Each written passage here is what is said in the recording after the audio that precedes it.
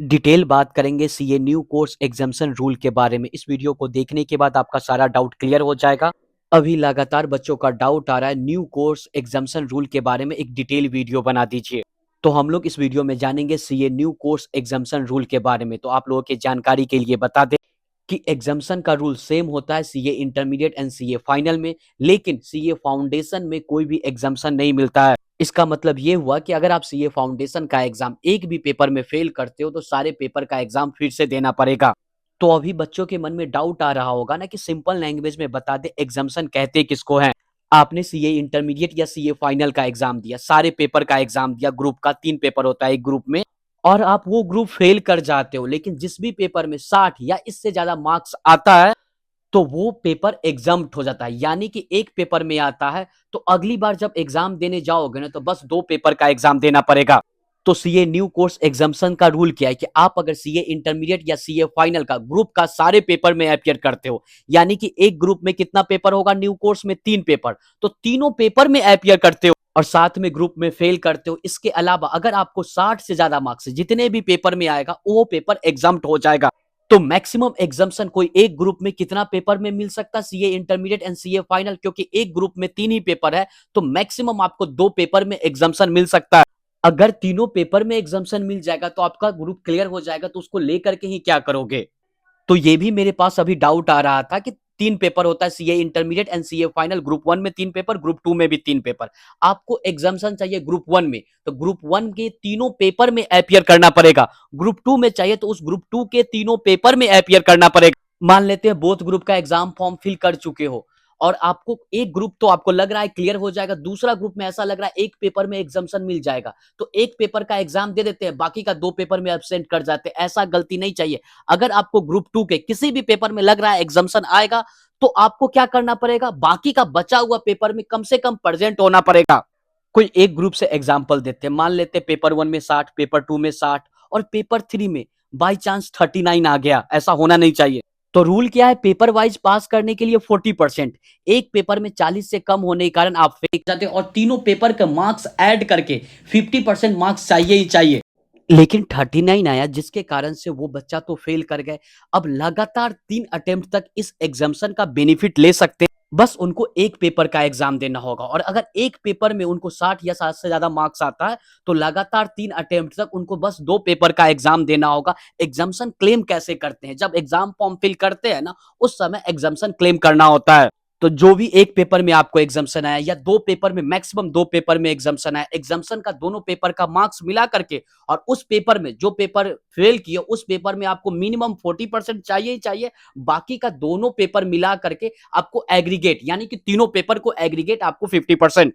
यहां तक मुझे लगता है कि डाउट क्लियर हो गया होगा। ग्रुप 1 से एग्जाम्शन के रूल में या ग्रुप 2 का सबका सेम है। किसी भी ग्रुप में एग्जाम्शन चाहिए तो उस ग्रुप के सारे पेपर में अपियर करो, 60 या उससे ज्यादा मार्क्स आएगा देन एग्जाम्शन मिल जाएगा। एक और डाउट आता रहता है, ये भी क्लियर कर देते हैं, मैक्सिमम कितने पेपर में CA intermediate and CA final का एग्जाम्शन मिल सकता, तो मैक्सिमम 2 पेपर में। तो यानी कि 3 अटेम्प्ट तक आपको क्लियर कर ही लेना चाहिए। एग्जाम्शन का बेनिफिट क्या, एग्जाम्शन लेना जरूरी है क्या? अगर आप एग्जाम्शन को क्लेम नहीं करते हो, चाहो तो एग्जाम्शन को सरेंडर भी कर सकते हो, तो आपको सारे पेपर में अपियर करना पड़ेगा। अब एग्जाम्शन सरेंडर क्यों करते हैं? अगर आप रैंक के लिए प्रिपरेशन कर रहे हो, रैंक सीए इंटरमीडिएट या सीए फाइनल में कब मिलता है, जब आप बोथ ग्रुप में एक साथ अपियर करोगे और बोथ ग्रुप के सारे पेपर में अपियर करना होता है। जिनको एग्जाम्शन होता है वो कभी अपियर कर ही नहीं पाते हैं सारे पेपर में, क्योंकि जिस पेपर में एग्जाम्शन होता है उस पेपर में सीधा एब्सेंट करना होता है। लेकिन कुछ बच्चे को रैंक के लिए प्रिपरेशन करना होता है तो उनको सरेंडर करना होता है। टॉपिक बोलोगे कि सरेंडर पे वीडियो बना दीजिए तो मैं आप लोगों को इन्फॉर्म कर दूंगा। न्यू कोर्स में मेजर क्या चेंज हुआ है, पहले ऐसा था कि 3 अटेम्प्ट तक अगर आप पास नहीं कर पाते हो एग्जाम्शन का बेनिफिट लेने के बावजूद, उसके बाद आपको सारे पेपर का उस ग्रुप का एग्जाम देना पड़ता। बट न्यू कोर्स में जब आपका एग्जाम्शन खत्म होगा 3 अटेम्प्ट के बाद, तो आप चाहो तो अपना एग्जाम्शन को परमानेंट करवा सकते हो। यानी कि आपको एक पेपर का एग्जाम देना बचाओ या 2 पेपर का एग्जाम देना बचाओ, जितने पेपर का एग्जाम देना बचाओ उसमें मिनिमम 50% मार्क्स चाहिए। सिंपल सा बात है।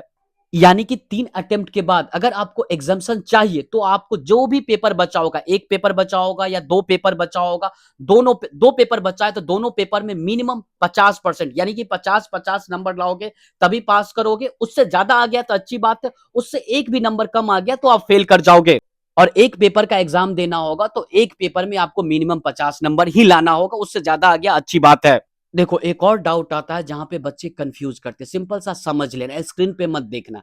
बात ये है कि अगर आपको ऑलरेडी एग्जाम्शन है या एग्जाम्शन आने के बाद, मान लेते हैं कि आपने 3 पेपर का एग्जाम दिया या आपका ऑलरेडी से एग्जाम्शन है और 3 पेपर में एक पेपर में आपको एग्जाम्शन आ गया, एग्जाम्पल के तौर पे 2 पेपर का एग्जाम दिए, 2 पेपर में आपको एक पेपर में 60 नंबर और एक पेपर में 39, तो आप पास नहीं कर पाए। जिस पेपर में आपको 60 आया आपको ऐसा लगा कि वो पेपर एग्जाम्प्ट हो जाएगा, नहीं है स्टूडेंट्स। एग्जाम्शन का रूल नंबर 1 क्या है, आपको सारे पेपर में अपियर करना पड़ेगा। अगर आपको एग्जाम्शन आ रहा है तो एक बार में 2 पेपर में आ जाता है, अच्छी बात है। अगर एक पेपर में आता है एग्जाम्शन तो लगातार 3 अटेम्प्ट तक वो एक ही पेपर में एग्जाम्शन रहेगा और उस 3 अटेम्प्ट में एग्जाम्शन का मार्क्स मिला करके साथ में आपको मिनिमम 40% ला करके पास करना होगा और पेपर वाइज 40%, बाकी का जो एग्जाम्शन का मार्क्स और दोनों पेपर का मार्क्स मिला करके जो भी पेपर बचा हुआ है एग्रीगेट 50% होना चाहिए। और 3 अटेम्प्ट में क्लियर नहीं करते हो तो आगे भी आपको परमानेंट करवाना है, देन आपको जो भी पेपर बचा होगा उस पेपर में नॉर्मल सा रूल ये है कि आपको 50 नंबर लाना है मिनिमम, जो उतना पेपर बचा होगा, मैक्सिमम 2 बचा हो सकता है। मुझे ऐसा नहीं लगता कि एग्जाम्शन का कोई रूल रॉकेट साइंस है। आई होप कि आपका डाउट क्लियर हो गया। अगर आपने वीडियो को यहां तक देखा है तो टेस्ट सीरीज में इनरोल करने के लिए गूगल पे लिखना है चार्टेड स्टडीज, www.chartedstudies.in के ऑफिशियल वेबसाइट पे आना है, विजिट टेस्ट सीरीज पोर्टल पे क्लिक करना है। जैसे ही टेस्ट सीरीज पोर्टल पे क्लिक करोगे यहीं से आप सीए फाउंडेशन न्यू कोर्स का, इंटरमीडिएट न्यू कोर्स का या फाइनल न्यू कोर्स के टेस्ट सीरीज में इनरोल कर सकते हो। अभी जैसे ये फाउंडेशन का न्यू कोर्स का टेस्ट सीरीज का बैच चल रहा है, सीए इंटरमीडिएट या सीए फाइनल का, ये सब के सब क्लोज हो जाएगा 28 फरवरी 2024 को। सीए फाउंडेशन के टेस्ट सीरीज में इनरोल कर रहे हो तो री स्टार्ट कूपन कोड यूज करोगे तो 600 का डिस्काउंट मिल जाएगा। 28 फरवरी 2024 तक ये कूपन कोड वैलिड रहेगा। सीए इंटरमीडिएट या सीए फाइनल के टेस्ट सीरीज में इनरोल कर रहे हो, कोई भी बैच में इनरोल कर रहे हो, सीए 500 कूपन कोड यूज करोगे तो फ्लैट 500 का डिस्काउंट मिल जाएगा। प्रोफेशनल क्वेश्चन पेपर बनाते हैं, प्रोफेशनल ही चेक करते हैं, इस तरीके से टेस्ट सीरीज को बनाया गया है कि आपके सारे सब्जेक्ट को अच्छे से रिवीजन हो जाएगा। लास्ट में 2 फुल पोर्शन टेस्ट होगा और इसके अलावा इतना ही नहीं, टॉपर्स का आंसर शीट साथ में हम लोग सजेस्टेड आंसर शीट भी प्रोवाइड करते। पेपर चेक होकर के मिलता 2 से 3 वर्किंग डेज में। जैसे ही टेस्ट सीरीज में इनरोल कर लोगे वेबसाइट पे लॉगिन करके आप लोग टेस्ट देना स्टार्ट कर सकते हो। ज्यादा जानकारी के लिए डिस्क्रिप्शन चेक करें, कूपन कोड भी आपको डिस्क्रिप्शन में मिल जाएगा। इतना ही नहीं, व्हाट्सअप नंबर आपको डिस्क्रिप्शन में मिल जाएगा, टेस्ट सीरीज हेल्पलाइन डिपार्टमेंट। कोई भी टेस्ट सीरीज के regarding foundation, intermediate, final, new course test series के रिगार्डिंग डाउट है तो प्लीज आप उनसे पूछ लीजिएगा।